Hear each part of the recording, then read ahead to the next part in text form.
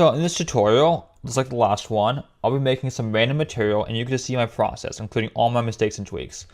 So let's get into it. I don't even know what I'm going to make yet. I have a few choices in my mind, but picking from the lot, I think I'll choose a cement. Okay, let's change the roughness up a little bit higher. That way it's not so shiny. Let's change it to a white and turn down the value to something like this. Okay, it's a pretty good start. Pretty blank. That's why we'll be adding a mudscrape texture. Changing it to object coordinate, that way it's evenly distributed. And let's change the light unarity a little bit higher, dimension lower, and detail higher. See, this is good.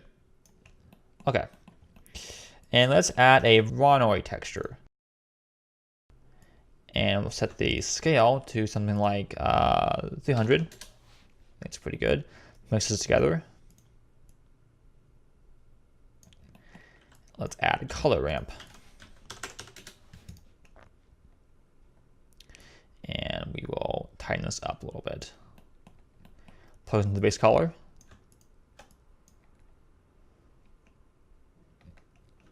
Okay. And we will plug this one into the height of the bump, because if we just plugged in the this over here, we get kind of a flat looking result. It doesn't look right. This looks better. Okay, let's put it to normal.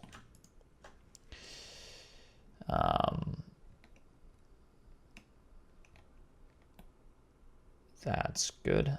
Let's make it like this. Okay. Let's turn this down to a gray.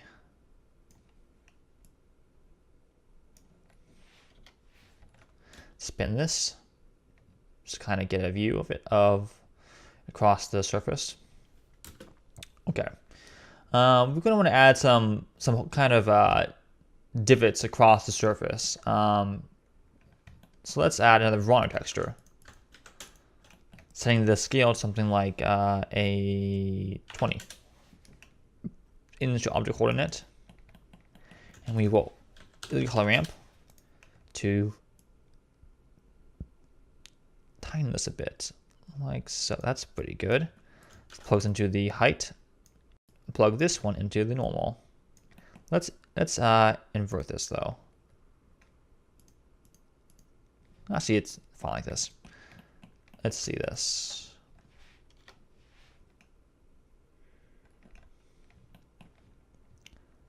That looks pretty good, actually. It makes it look much more realistic. But we want those divots to have a little bit darker color to them by using adding this to this. So we'll add a mixed RGB and plug this into the bump socket, and let's do multiply. This is before, and this is after.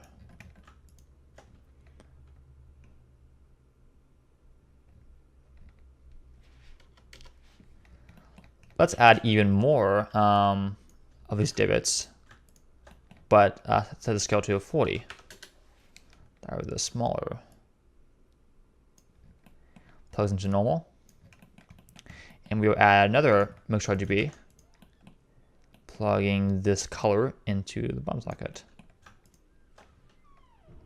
sort of repeating the last step. That looks pretty good.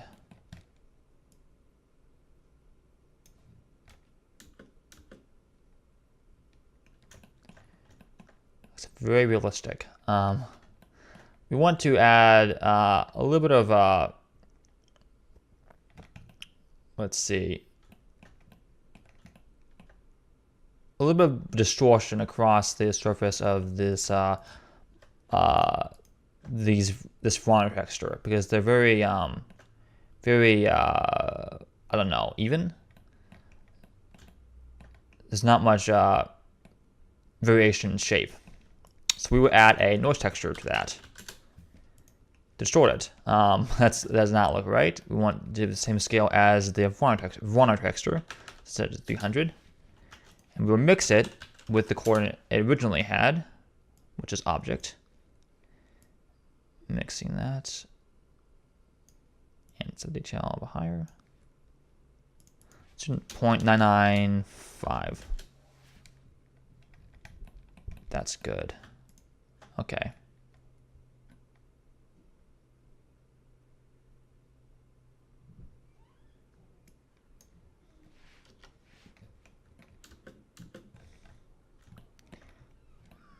Let's do 0.990.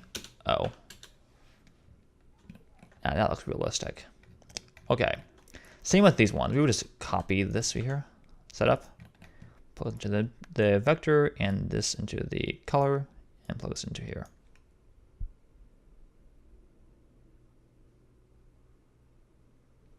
So this one is going to match the scale of the this font texture, which is 20.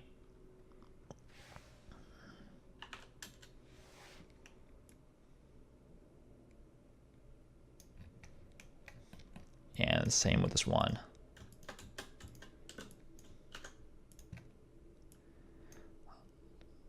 Object coordinate into the vector, object coordinate into the color, and the color into the vector.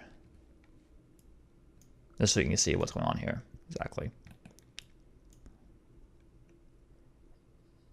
And match the scale to this font texture, which is 40.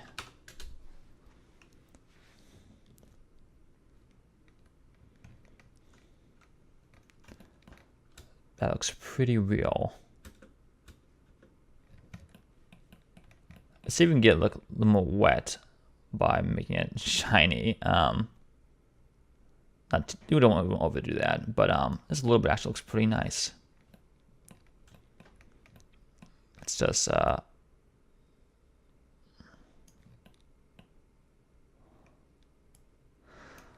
let's add some like white marks across the surface, because I noticed that studying some concrete materials, they sort of have that some scuff marks across the surface. So we will add a, let's see, what should we add? How about a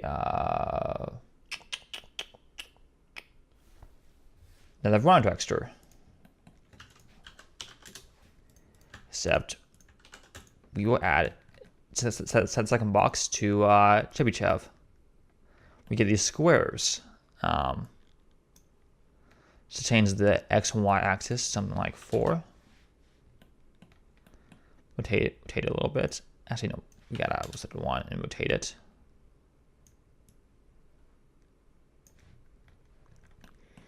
Okay, and we will add another one.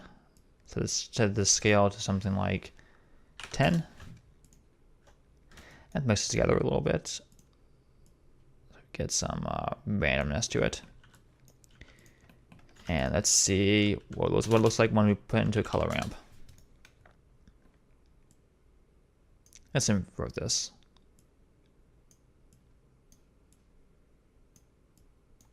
Change the scale to 2, this one. That's sort of what we want, but we're gonna want some more detail to this. So we will add a noise texture in the vector line.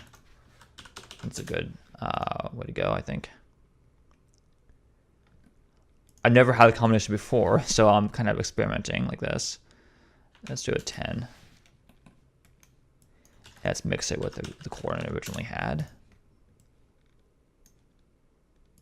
You'll find that this is a setup that I use quite frequently.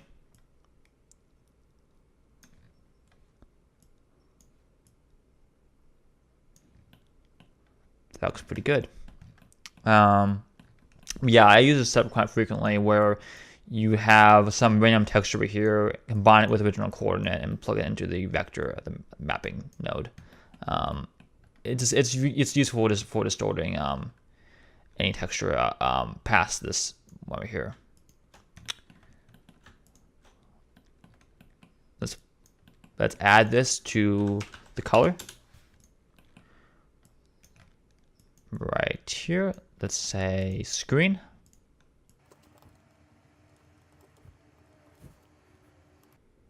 once it loads.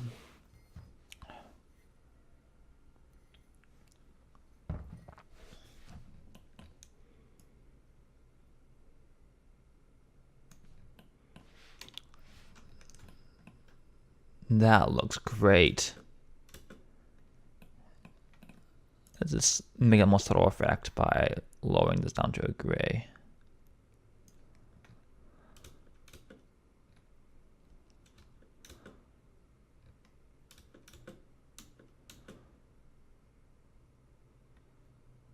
This looks fantastic. Much better than I expected to come out, actually. Yeah, this is awesome. All right, and that's the finished video, I think.